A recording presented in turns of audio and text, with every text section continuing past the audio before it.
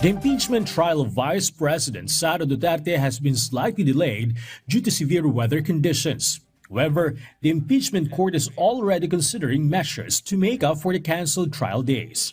According to impeachment court spokesperson Attorney Reginald Dongol, options include adding makeup days such as holding hearings on Thursdays, Fridays, or Saturdays. They noted that the schedule for the impeachment trial could also be extended by 1 or 2 hours. Yung impeachment court naman, sanay naman ng mga, lalo pa kami mga abogado, no? Sanay kami na nauurong talaga yung mga dates na yan.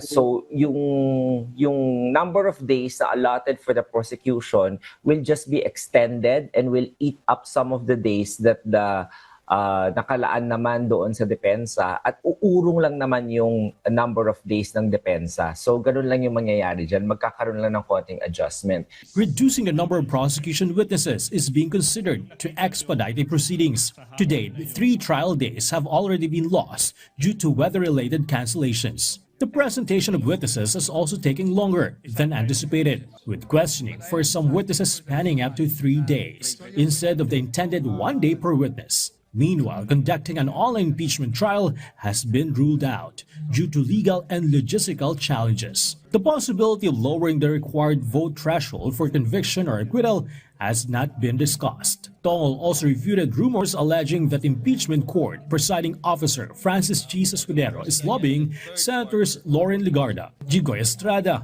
Camille Villar, and Mark Villar regarding their votes on the Vice President's conviction. That is completely untrue po na wala pong ganong mga moves on his part.